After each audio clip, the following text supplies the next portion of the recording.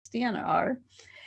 He's the professor of music, director of the choral activities, the Augustana Choir, the chamber singers, which we have been fortunate to have him bring for our December programs back before we got hit with COVID.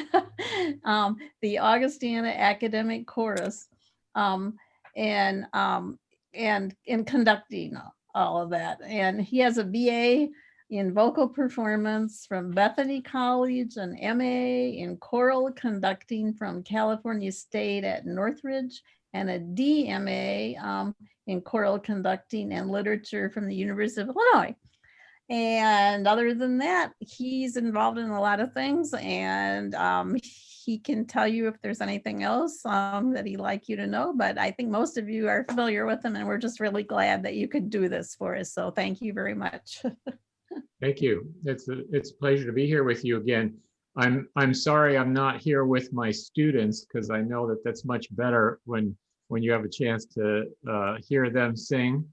But the chamber singers, which normally meets every semester, is actually not in session right now for the first time since I've been at Augustana. And that's mostly because we have now a virtual choir, which I will show you a little bit of. So I'm going to give you a little bit of a sneak preview of a couple of songs that are coming up, and you'll just have to tell people that they have something to look forward to, and you'll have to watch them again when you see those dates on the calendar. But I think you'll enjoy seeing it a second time anyway. So anyway, Chamber Singers is not meeting because we've been doing this virtual choir. President Balls came to me in the summer and asked if there was going to be a place available for students that would not be singing in person. Either they were not in attendance in person, they're attending Augustana remotely, or they're here on campus, but they don't feel comfortable singing, and we'll talk about that in a little bit. But anyway, so the chamber singers, so we decided not to do that so that I could do this group of people that, and I'm going to share with you in just a minute or so one of the projects that they've been working on. So in any case, backing up just a little bit, it's interesting. This year it's already Advent, right? But and so that's continuing, but the details are quite a bit different, and that's true. That's been true of our entire semester so far, the year so far. Is that we've been fortunate to be here together in person with the students, but the details are just dramatically different. Because of the fact that I do normally have the chamber singers here and share music, I'm going to take a moment to share a couple of this with you before. You could call Deb Robb. She should have it, and she didn't join the meeting. Hey, So Helene, you might want to mute. I thought I did. Yeah, you unmuted some. There you go. So I'm going to share some pieces with you from the calendar, and then I'm going to talk to you a little bit about some of the details of that and how we're doing things during the pandemic. So first of all, the first piece I'm going to share with you is from the Augustana Choir, and this is a movement from Bach's Magnificat. It's fairly short, and it was recorded on November 8th over at St. Paul Lutheran in Davenport. And I'm sharing this one partly because I just wanted you to see how the Augustana Choir is functioning these days. And so what I'm gonna do is I'm gonna share my screen, and I'm gonna share the sound. So once I play it, you can give me the thumbs up and make sure that you can hear it okay. All right, so it'll take me just a second to get that going. So hold on one sec.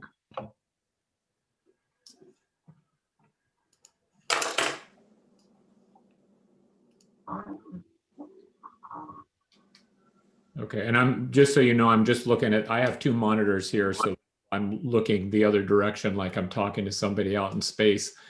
Um, let's see. Okay, so I'm gonna play a little bit. You tell me if you can hear it.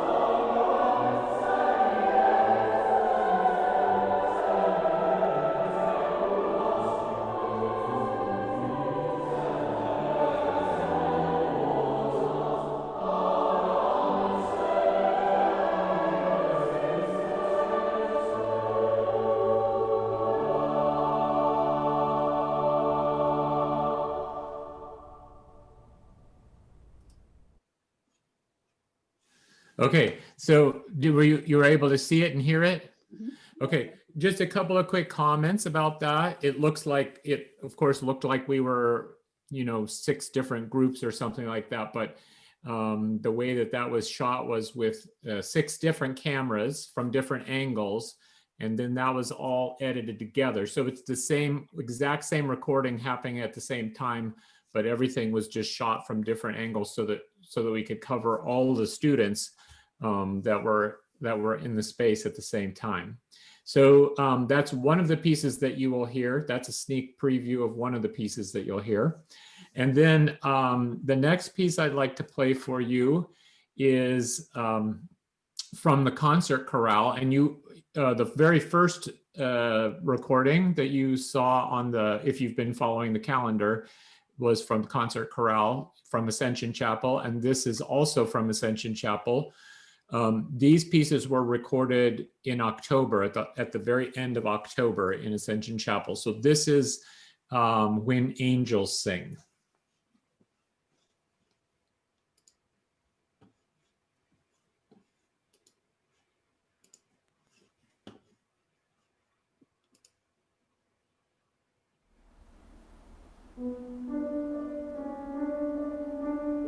Okay.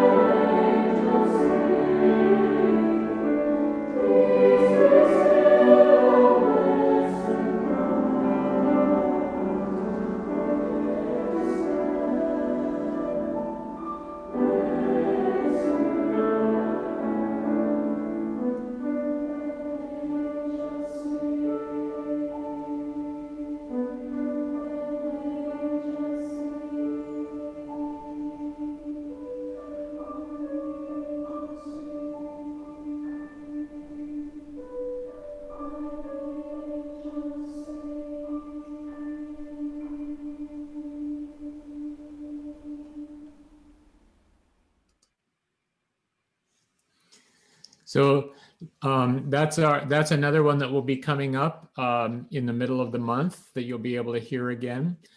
Again, that one was recorded live in Ascension Chapel in late October. And at that time, that was recorded with, I think, four different cameras. So you could see that he had a number of angles to work with the group, and that the group takes up all of the chapel. That was as many people as we could fit in the chapel and be able to do that. And that you saw her at the very beginning. That was conducted by my wife, Sonia. He didn't have a camera on facing towards her, so he just had that one shot of her at the very beginning, but she was the conductor of that. And I don't know if you noticed, but there was also a monitor sitting in front of the group that he got a picture of. And there were a couple of students that were quarantined that were in the choir, but were quarantined during that time. So they joined through a Zoom link so that they could be a part of the performance. Okay, and then the last thing I'd like to share with you before we talk a little bit about it is a piece called Still, Still, Still. This is a recording of the Augustana Wi-Fi. It's Augustana Wi-Fi : a remote choir. That's the name that they decided on. It's a takeoff on Wi-Fi and virtual mixed together, and one of the students came up with that name. So that's a new choir that we have now, at least for this year. And it was recorded in November, this last month, but it was recorded on lots of different days from lots of different places. And we'll talk about that in a minute, but I'll play it for you first so you have a chance to see what that's like. This is a true virtual choir, not a live performance.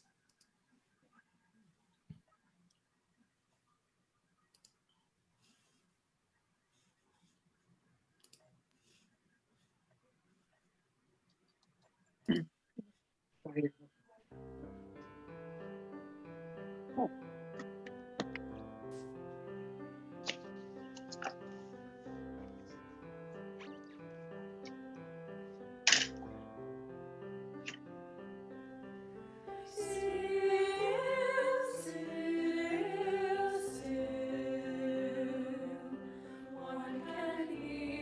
the falling snow.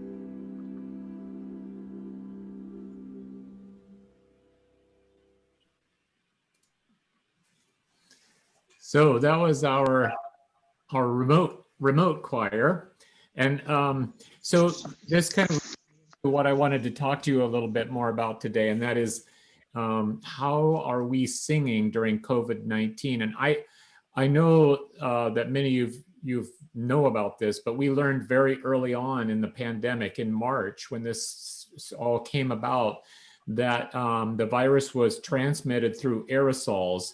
And probably most of you have heard about the choir.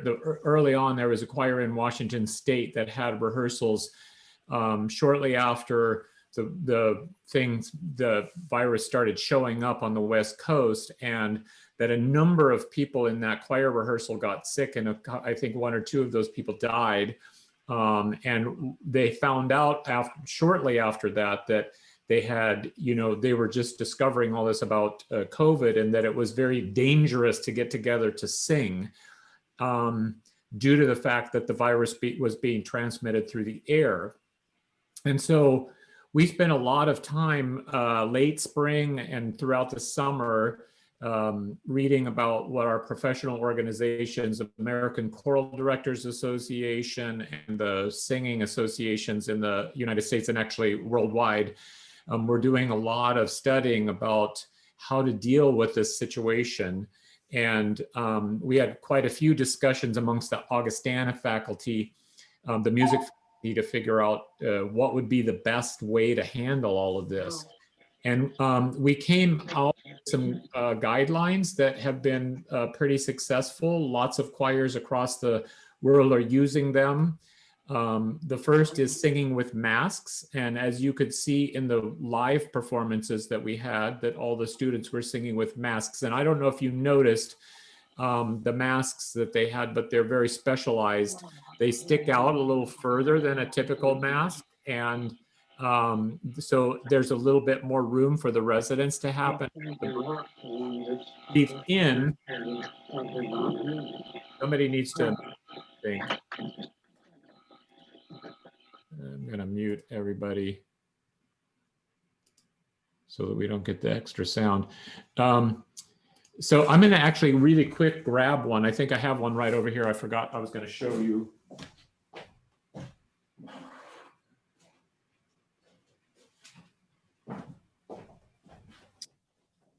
So I know many of you have seen, you've seen and probably have masks that you use yourself, but this is a singer's mask.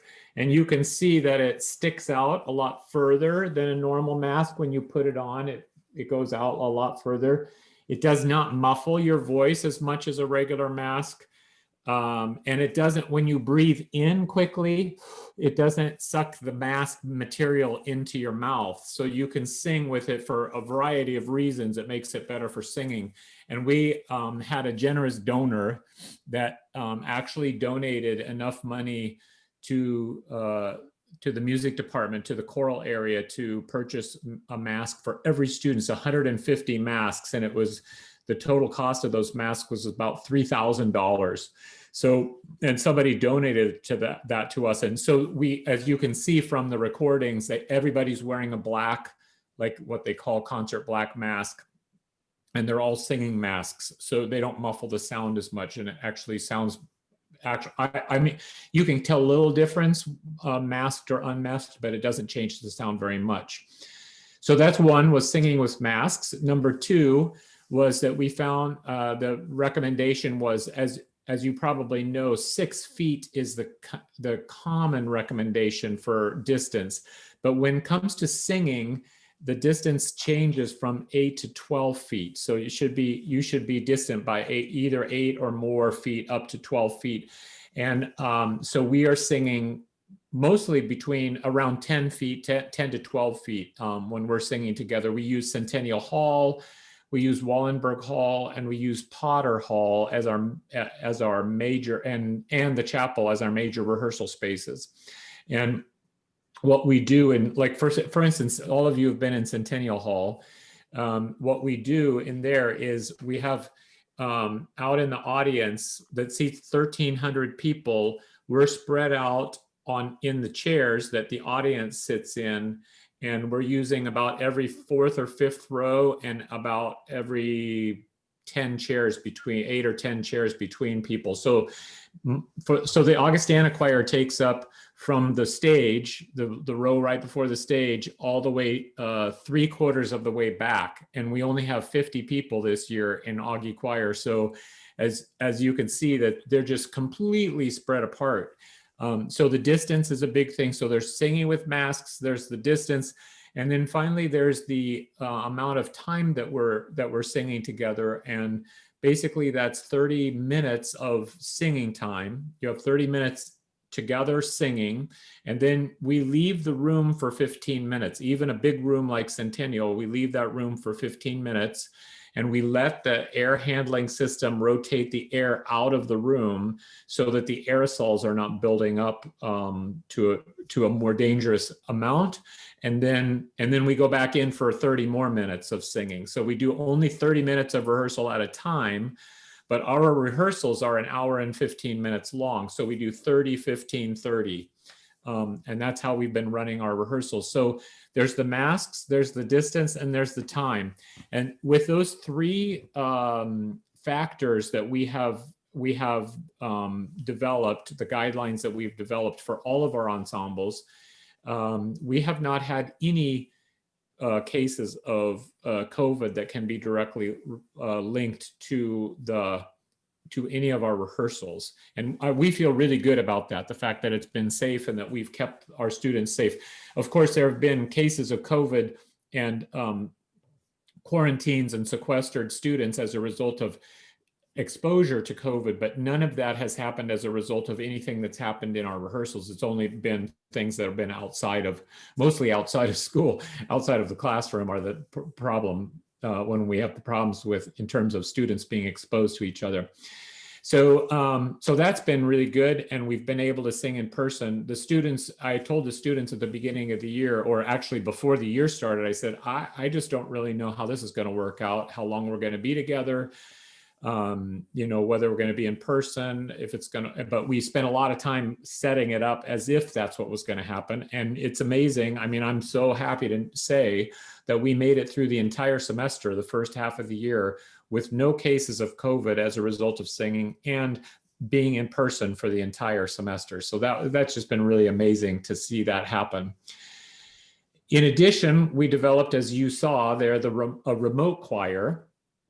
And those were for students that were either off campus. There are a number of students that are studying like out of town, and all of their courses are being taught like this Zoom meeting that we're having, where they access the class through a Zoom or Google Meets, or there are some of the students that are in that group that are actually in a dorm and they're attending classes live, but they don't feel comfortable singing, even though we've tried to make it safe. We've given students the option, if they feel that they really don't want to take any chances with that, they can have the option of being in the remote choir. So those were the two kinds of students that were involved in that. And the other thing is for the performance activities, like this is of the on-campus students that are singing in person.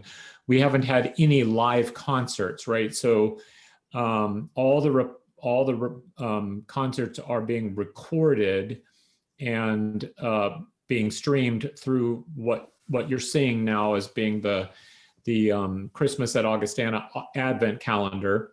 So and so that we filled up all the days, we have about 15 new recordings, and we're using about 10 existing recordings. So Sleigh Ride, which was on this morning, was one from 2019, and there will be a few more of them that'll be like that, and then there will be a number that will be the new recordings, like Sicut Locutus Est that you saw, and the other piece that I shared with you, as well as the remote choir pieces.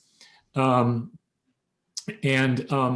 then in addition to the fact that we're recording them, we're also using the same guidelines. When we make the recordings, we've been going into those spaces, singing for 30 minutes on, 30 minutes out of the space, and then coming back and singing for 30 more minutes. And then I just want to say a word about about the remote choir meeting and how that works, because it's kind of fascinating how we put that together. So it looks like a Zoom meeting, right? I mean, if you didn't know the difference, you would say that looks just like a Zoom call, and there's a whole bunch of people on Zoom and they're calling in and recording their music all together. And that is absolutely not possible. So when you see those kind of remote virtual choir recordings, that's done in a very specialized way, because it is not possible with the delay over the internet to do anything that's synchronous in terms of music. So if one person is singing, like if we all tried to sing happy birthday to each other right now, it would sound like a cacophony of just like, it would be a total mess. Even if I was conducting and keeping us all together, there's no way it wouldn't sound together at all. And that's just the reality of the internet. So instead, what happens is I created a conducting click track. So I have a camera here, and I make a track with the accompaniment part and with me conducting along. I send them the music, and they practice along with the conducting click track. And we use click track because a lot of times there will be like a metronome kind of sound going on. I don't use one because I'm conducting, and they can hear the accompaniment part and or their part being played on the piano. And then they practice that and they sing along with it. And then what happens at the end is that they actually put a pair of headphones in. So all of them are wearing headphones. They listen to the music that's happening and they sing along with it while they're taking a video of themselves. And then they send me the videos. So I receive 15 videos from the 15 different students in the choir. And then I download those videos onto my computer, and I remove the audio portion of the video and put it into a multi-track audio editing software, and align all of the voices up orally so that they're all singing together. And then I balance all the different sounds out, because they're coming from somebody's bedroom or somebody's living room or family room or whatever. And some of them are very loud and some are soft. So then I tweak all of the audio so that it sounds like, it comes out sounding like they were all in the same room, because they're all stacked on top of each other in the audio editing program. And then I align them all and balance all the voices out. And then once I have that, I export that from that program and put it into a video editing program. And in the video editing program, that altogether piece of audio is just one stereo track. And then I take each of their videos that they sent to me and line them up on top of that and make it look like they're singing along with the audio. I mean, they were originally, but their videos have to be realigned to synchronize with the audio, since I took it out of the video.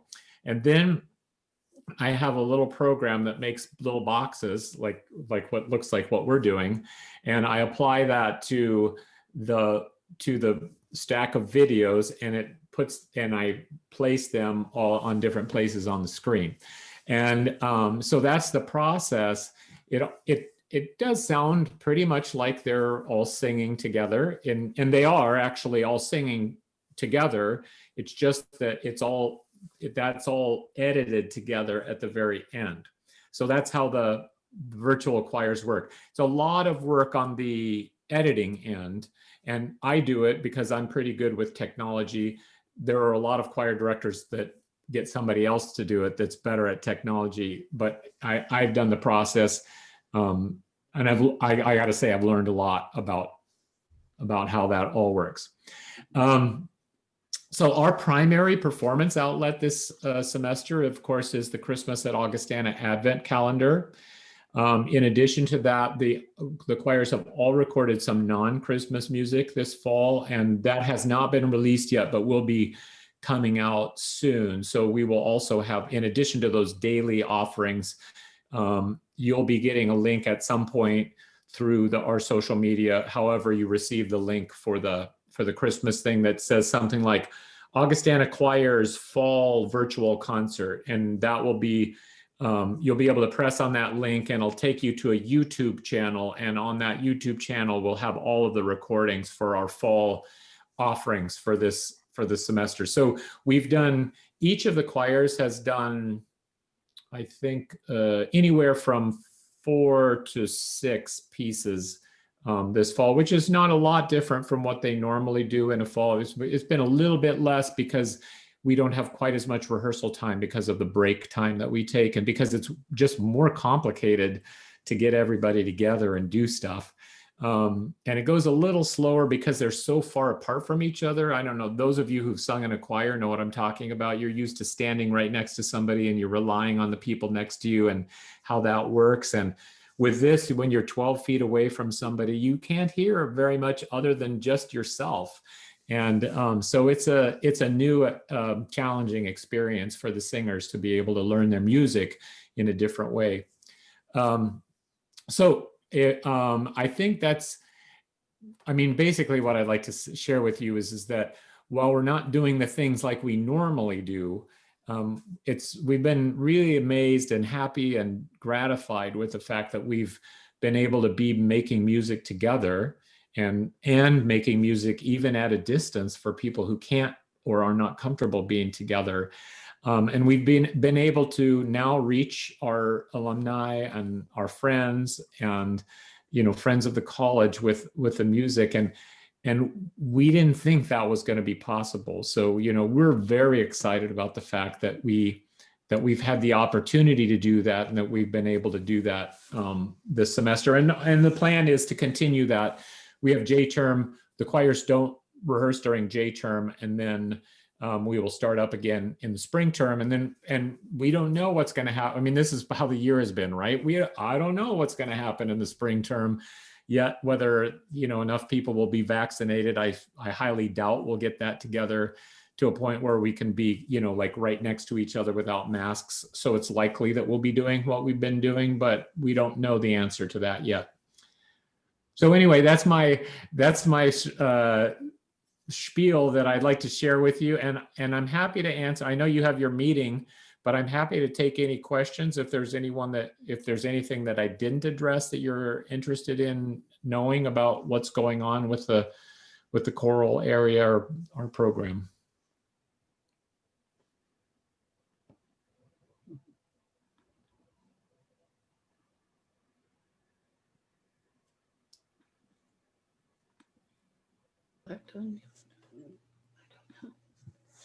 I should add one more thing. The Oratorio Society, some of you know this, the Oratorio Society is meeting. We are preparing Messiah at a distance. And the way that's working is we have a big Zoom meeting, and we're not rehearsing as in like what we normally do, where I would be conducting and we'd have a piano and everyone would be singing along. But we discuss how the markings in the music, we usually sing through the music either with a recording or our last meeting we had Sheila Doak, our accompanist, come, and she played and I conducted and everybody sang along, and people are singing with their sound being muted because they can't listen to each other. So all they hear is what they're doing at their own house. But at least they're practicing the music, even though they can't hear everybody else. They're practicing the music. So we're meeting on Monday nights, and we've been doing that all semester, starting at the beginning of October. And we have a date picked out to do a performance in May, but I think it's possible that will have to be delayed also until the following year. We'll just kind of have to see how that goes. Well, this has been fascinating. So thank you so much for doing this today. Yeah, no problem. So what I'm going to do is I'm going to just mute and turn my video off, because this is the meeting. This is a meeting on my computer, and I'm going to let you go ahead and do your thing in terms of your meeting, and then I'll check back in a while. I think usually go for another half hour or so. Before you go, John, I want to thank you and all the people at Augustana that you got through the semester. And that was really quite an accomplishment. At the university where my son is at, he said they went 2 weeks and 3 days before they went to all virtual learning. So I think what happened at Augustana is great. And a lot of people worked very hard to make it all happen, and not, in all the departments. So I think Augustana deserves a lot of, well, should I say, credit for doing what they did. Yeah, I agree completely. The administration stepped up immediately and started working on I mean, we've been working, and the faculty and staff, we've been working like crazy all through the summer trying to put together ways to make it work. And we were all on pins and needles for the entire semester, wondering would we make it, is it going to happen, or we're going to have to quit. And numbers went up one week and everyone got all, crazy, like, oh no, it's not going to, and then everything got under control again. And the student services has been amazing about, contact tracing and making sure that students that are a risk because of being in contact with somebody else were isolated immediately. And everybody did a great job. And I'm just super happy that we were able to continue. And I know that has not been the case at a lot of higher education institutions. So we were very fortunate and worked very hard, I think, to make that happen. Well, we all say thank you very much for informing us. And we appreciate all the hard work that you went through to put on the various concerts for us. And we are enjoying the music. So thank you. And enjoy the rest of the month. I hope you like it. There's a wide variety of things, and it's kind of a daily treat kind of a thing. So if you don't like something one day, I'm sure you'll like it better the next day, or who knows, maybe it'll just get better and better all along. So enjoy, and I wish you all a really happy December and holiday season. Thank you, John. I thank you for the lesson on how to be a co-host. And you're still the co-host, so even though I'm muted and I won't know what's going on here, you're in charge. Okay. All right.